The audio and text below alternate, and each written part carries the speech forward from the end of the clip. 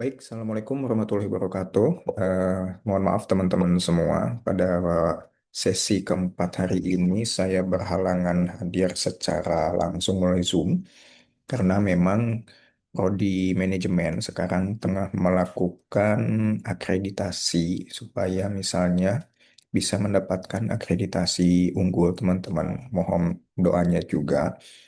Kemudian di sini saya akan membuat video recording terkait dengan materi sesi keempat, yaitu dengan materi yang berjudul pemusatan data. Jadi di sini kita bahas terlebih dahulu terkait pemusatan data, teman-teman.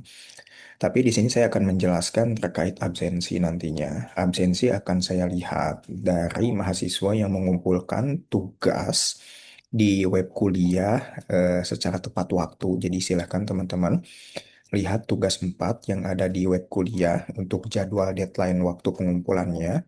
Dan nanti absensi saya akan lihat dari mahasiswa yang tepat waktu mengumpulkan tugas 4. Bagi mahasiswa yang terlambat mengumpulkan tugas, nanti akan saya anggap tidak hadir di dalam pertemuan ini. Kemudian juga eh, apa namanya? Materi kali ini adalah terkait dengan pemusatan data. Jadi di sini kita akan bahas terkait ukuran pemusatan data itu apa sih dan hubungannya dengan statistik itu seperti apa. Mungkin teman-teman di mata kuliah statistika bisnis kemarin sudah membahas terkait dengan pemusatan data ya. Nah, di sini di dalam aplikon statistik kita akan membahas bagaimana membuat ukuran pemusatan data statistik dengan menggunakan SPSS gitu ya, teman-teman. Nah, kemudian apa sih yang dimaksud dengan ukuran pemusatan data? Jadi ukuran pemusatan data itu adalah sembarangan ukuran yang menunjukkan pusat segugus data. Segugus data itu adalah deret deret data, teman-teman, yang diurutkan dari yang terkecil sampai yang terbesar atau sebaliknya. Jadi kalau ada deret angka 2, 4, kemudian 3, 7, kemudian 6, 10, 9. Nah, itu nanti di dalam ukuran pemusatan data harus diurutkan mulai dari yang paling kecil sampai dengan yang paling besar ataupun bisa sebaliknya dari yang paling besar sampai dengan yang paling kecil. Nah, salah satu kegunaan dari ukuran pemusatan data adalah untuk membandingkan dua populasi, gitu ya. Dua populasi data, kemudian nilai ukuran pemusatan ini dibuat sedemikian rupa sehingga cukup mewakili seluruh nilai pada data yang bersangkutan. Jadi dari kumpulan data itu kita tidak mesti menggunakan semua datanya, tapi kita bisa apa namanya membuat ukuran pemusatan data sehingga data tersebut bisa merefleksikan atau mewakili seluruh nilai atau data pada populasi yang bersangkutan. Nah, kemudian di sini di dalam ukuran pemusatan data itu ada tiga jenis, teman-teman. Ada min, median, dan modus. Nah, mungkin kita mulai dari min terlebih dahulu. Min itu adalah rata-rata dari sederetan kelompok angka. Kemudian juga min ini dilihat dari jumlah keseluruhan angka yang dibagi dengan banyaknya angka tersebut. Jadi min ini adalah kalau istilah sederhananya adalah rata-rata dari kumpulan data, teman-teman. Nah, kemudian di sini kalau kita menghitungnya secara manual, kita seperti ini ya. Kan tetapi saya yakin untuk mencari min, kalian sudah juga belajar di mata kuliah statistika bisnis dan ekonomi sebelumnya ya. Nah, di sini kita akan membahas bagaimana mencari min dengan cara menggunakan SPSS gitu ya. Nah, ini contohnya, teman-teman. Kalau di dalam perhitungan manual di sini min itu dicari dengan cara jumlah frekuensi dibagi dengan jumlah datanya. Nah, kita lihat di sini jumlah datanya ada 20. Jumlah frekuensinya totalnya nilainya di sini 650. Maka di sini untuk mengetahui minnya 650 dibagi dengan 20 hasilnya adalah 32,5. Nah, ini yang disebut dengan min, yaitu apa namanya nilai rata-rata dari sekelompok data gitu ya. Nah, kemudian juga kita langsung saja ke median. Median ini adalah nilai yang membagi satu distribusi data ke dalam dua bagian. Nah, yang bagiannya itu sama besar, teman-teman. Nah, itulah sebabnya nilai ini dikenal sebagai nilai pertengahan. Jadi nilai tengah-tengah, teman-teman. Nah, kemudian yaitu nilai tengah itu yaitu nilai yang menunjukkan pertengahan dari suatu distribusi data. Misal contoh seperti ini. Di sini ada data, misalnya deret angka, misalnya dari data tunggal ya teman-teman. Ada 30, 40, 50, 55, sampai dengan 80. Nah, kita hitung ada berapa nih jumlah datanya. Ada 1, 2, 3, 4, 5, 6, 7, 8, 9.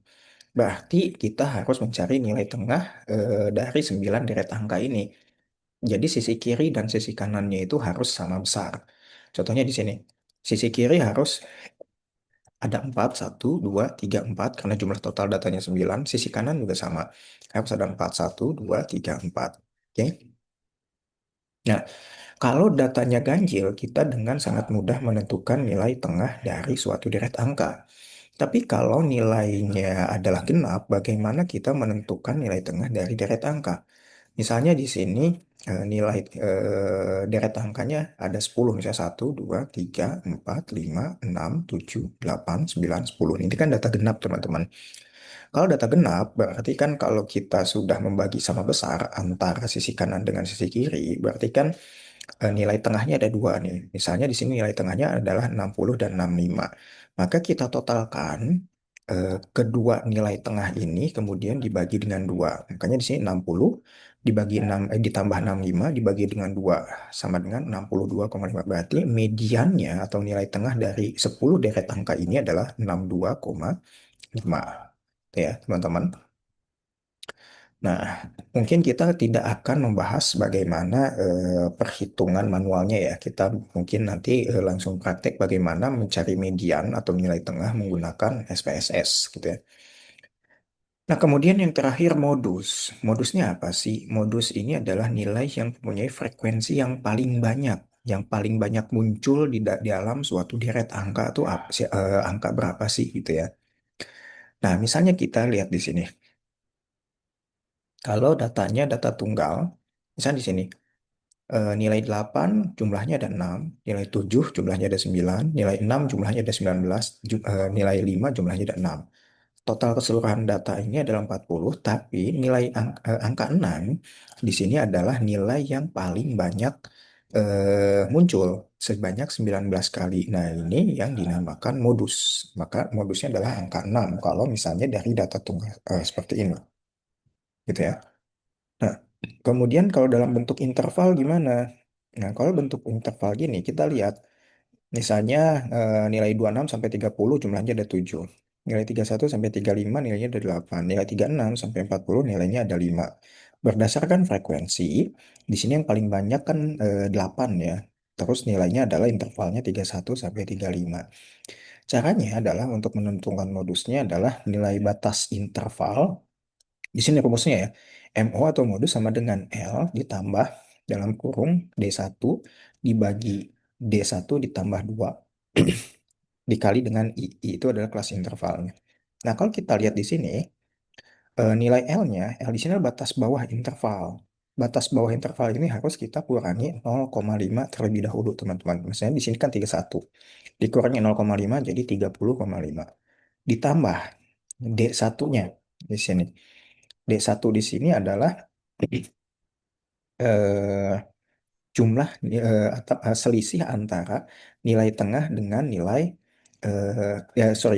apa namanya jumlah frekuensi modus dikurangi jumlah frekuensi sebelumnya. Makanya di sini 8 dikurangi 7 sama dengan 1, ya kan?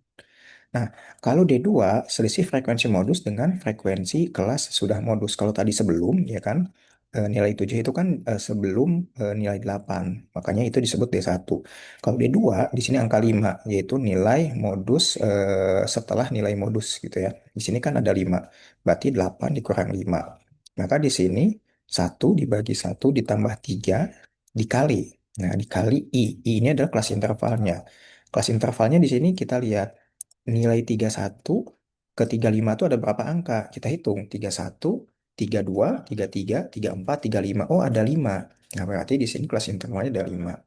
Nah, berarti kita tinggal kalkulasikan aja. Modusnya kalau di data frekuensi seperti ini sama dengan 30,5 ditambah 1 dikurangi 1 plus 3 dikali 5 sama dengan 31,75 gitu ya untuk modus di dalam data kelompok gitu ya. Kalau data tunggal mungkin mudah ya teman-teman, tapi kalau data kelompok harus menggunakan rumus modus sama dengan L ditambah D1 dibagi dengan D1 ditambah D2 dikali dengan I gitu ya teman-teman.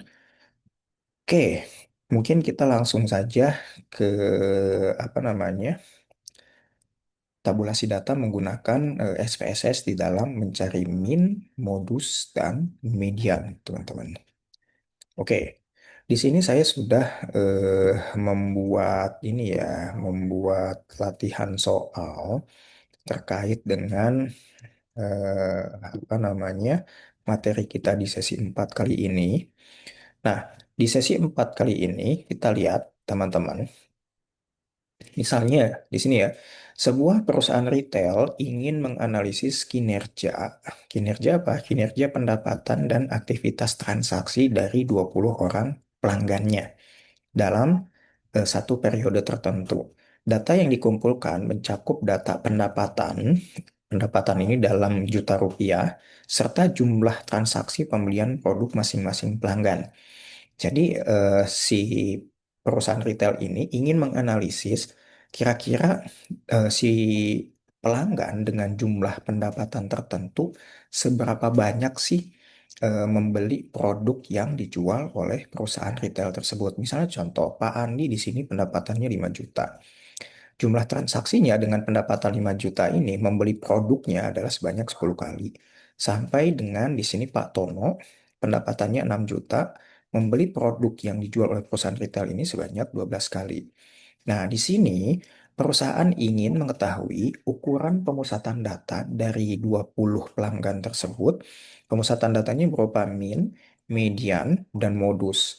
Nah, untuk memahami rata-rata pendapatan dan aktivitas transaksi pelanggan, selain itu, perusahaan juga ingin mengetahui apakah distribusi data pendapatan bersifat simetris atau tidak dengan melihat perbandingan antara nilai min dan median. Gitu ya. Nah, untuk mendukung analisis, perusahaan menggunakan SPSS agar perhitungan lebih cepat dan akurat. Nah, di sini yang dijadikan pertanyaan adalah yang pertama, hitunglah nilai min, median, dan modus dari pendapatan menggunakan SPSS dan juga hitung nilai min dan median dari variabel jumlah transaksi menggunakan SPSS juga. Nah, berdasarkan nilai min dan median tadi dari pendapatan, apakah distribusi data bersifat simetris atau tidak? Nah, jelaskan alasannya. Dan yang terakhir, buatlah grafik histogram dari variabel pendapatan dan interpretasikan hasilnya. Gitu ya. Nah, kita harus pindahkan dulu data ini ke apa namanya Microsoft Excel, teman-teman, supaya bisa dengan mudah kita kopikan ke SPSS, gitu ya. Nah, di sini saya sudah buat apa namanya data Excelnya di sini sama seperti yang tadi di ini ya di dalam latihan soal dalam Word gitu ya. Di sini ada pendapatan, kemudian ada jumlah transaksi, kemudian juga ada nama si pelanggannya gitu ya. Nah, kemudian yang kita kopikan ke SPSS itu hanya data numeriknya saja. Nama pelanggan kita nanti berdasarkan nomor urut saja, teman-teman, dari 1 sampai dengan 20. Tapi yang kita kopikan ke SPSS itu hanya ini aja, teman-teman ya, pendapatan dan jumlah transaksi. Gitu ya. Nah, kemudian saya sudah pindahkan data yang tadi di Excel di sini ke SPSS gitu ya. Dan hasilnya adalah seperti ini, teman-teman. Sebenarnya kita juga bisa memindahkan nama ya ke sini. Jadi kita tuh hanya tinggal copy saja. Misalnya saya hapus dulu ya. Saya hapus dulu misalnya datanya di sini. Kemudian saya kopikan ulang misalnya yang ada di Microsoft Excel tadi di sini ya.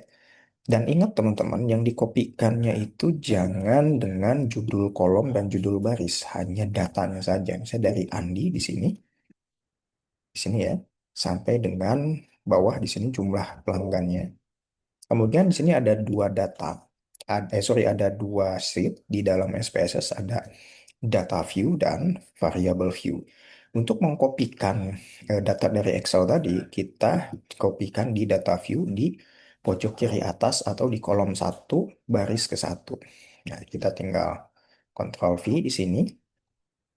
Nah, kemudian di sini kalau kita lihat data yang kita kopikan itu ada komanya ya, atau ada desimalnya, ada dua angka di belakang koma. Sedangkan kalau di dalam eh, apa namanya soal di Excel tidak ada komanya. Nah, makanya kita harus customize di kolom variable view di sini. Nah, yang pertama harus kita customize di sini adalah teman-teman kolom name gitu ya. Kolom name tadi kan kalau di sini ya di data yang pertama baris pertama itu adalah variabel 01 itu adalah nama gitu ya. Nama di sini sebentar teman-teman. Nah, di sini kita klikkan nama. Kemudian baris kedua di sini adalah pendapatan. Kemudian kalau di dalam baris ketiga ini adalah jumlah transaksi pembelian produk atau kita singkat aja transaksi gitu ya. Nah, type-nya untuk baris pertama ini adalah string karena datanya itu adalah bukan data numerik ya. Jadi datanya itu adalah data responden. Jadi tipenya adalah string. Width-nya boleh di sini default saja, kita tidak usah ganti apapun.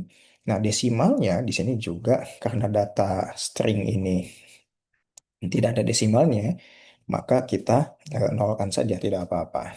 Dan kemudian juga untuk baris kedua dan ketiga di bagian pendapatan dan transaksi, karena tidak ada angka desimal, maka di sini kita nolkan juga, teman-teman. Untuk yang tadinya dua. Nah, kita lihat di data view, semuanya datanya sekarang sudah apa namanya, bukan lagi pecahan desimal, teman-teman. Komanya hilang, gitu ya. Nah, kemudian di label kita beri keterangan tambahan untuk nanti hasil output SPSS-nya lebih informatif, teman-teman. Misalnya nama, di sini adalah kita beri lagi nama pelanggan, gitu ya. Kemudian di sini pendapatannya kita beri keterangan tambahan pendapatan per bulan, misalnya. Nah, transaksinya di sini kita beri tambahan lagi adalah jumlah, sebentar, jumlah transaksi pembelian produk. Oke.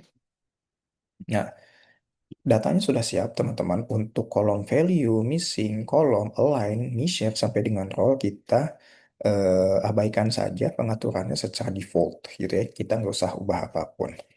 Nah, untuk pengerjaannya dalam SPSS seperti apa? Nah, di sini harap teman-teman perhatikan, saya akan sekaligus mentutorialkan bagaimana menjawab pertanyaan nomor satu, dua, tiga, dan empat sekaligus, teman-teman, dalam satu tahapan analisis data. Jadi supaya nanti kita nggak berulang-ulang ya, supaya hasil outputnya itu tetap satu, akan tetapi bisa menjawab seluruh pertanyaan atau soal latihan di pertanyaan tadi, gitu ya, teman-teman.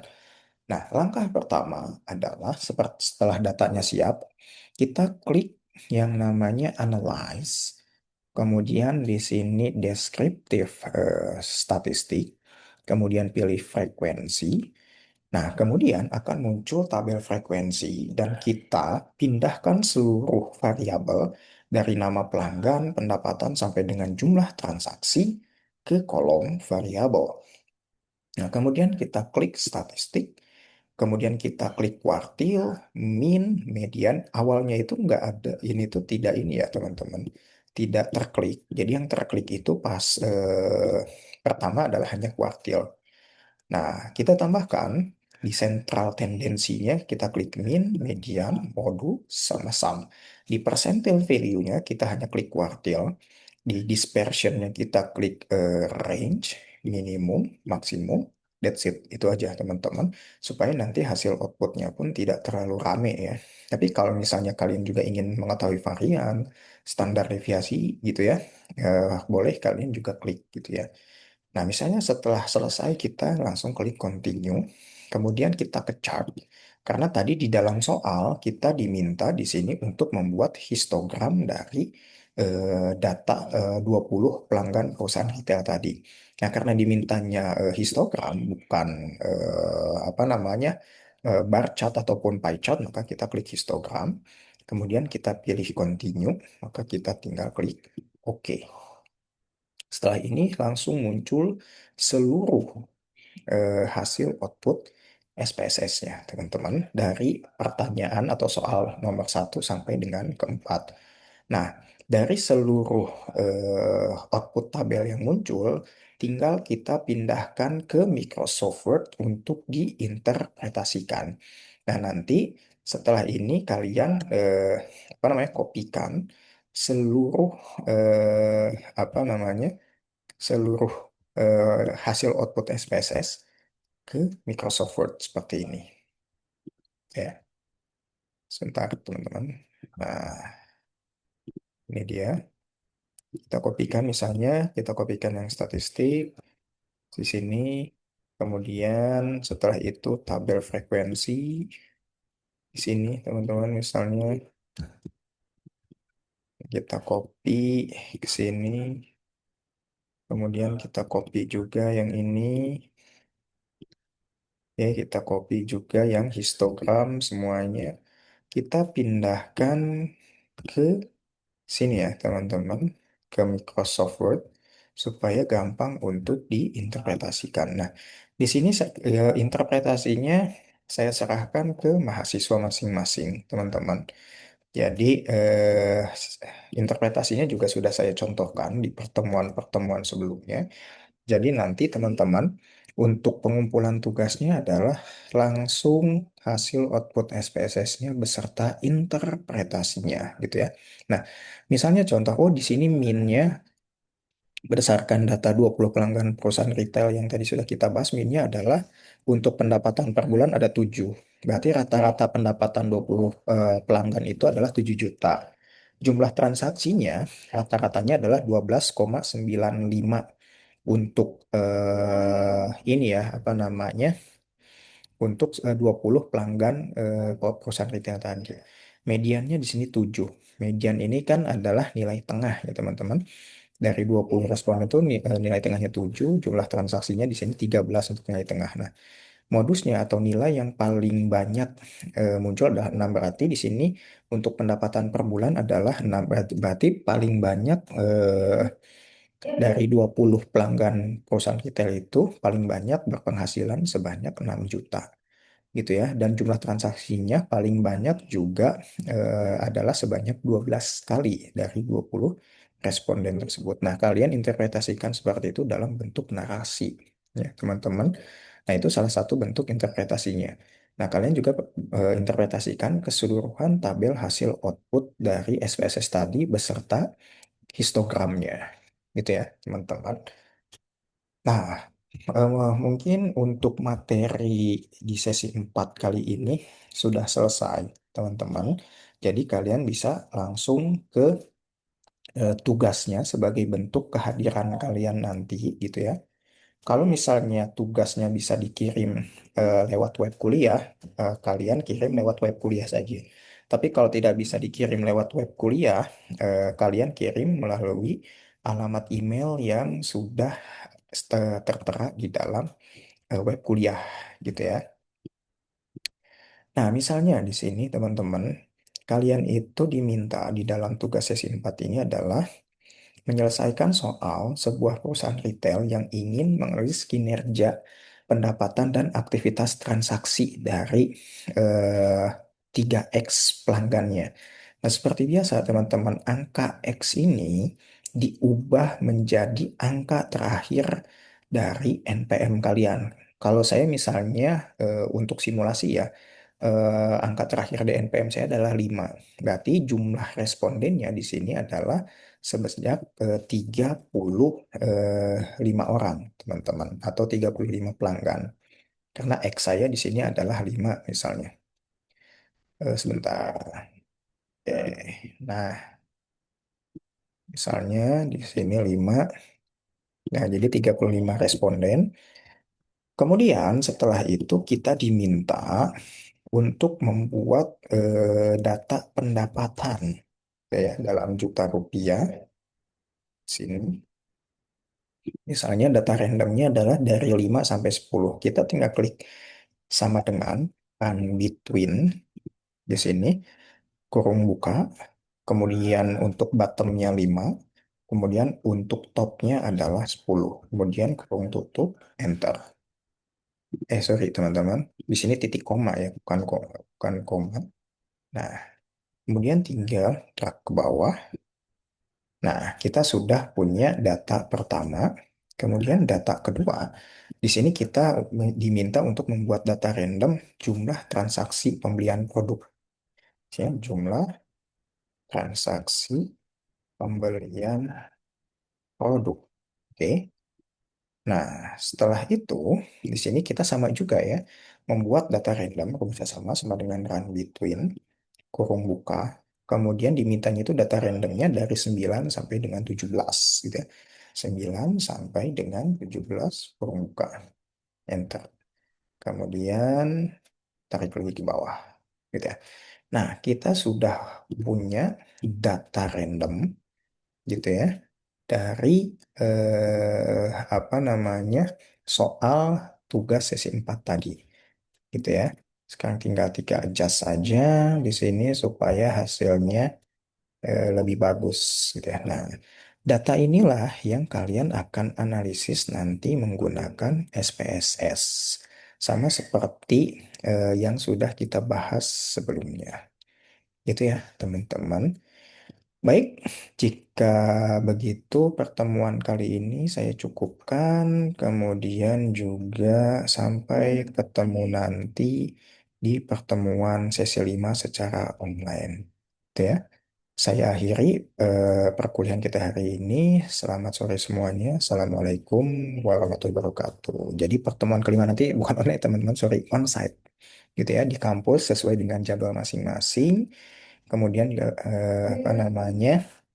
Mohon maaf sebelumnya kalau misalnya pertemuan Zoom-nya tidak tatap muka secara langsung karena saya masih di dalam kondisi akreditasi prodi manajemen gitu ya. Oke, kalau begitu teman-teman saya akhiri. Assalamualaikum warahmatullahi wabarakatuh. Sampai ketemu di pertemuan-pertemuan selanjutnya.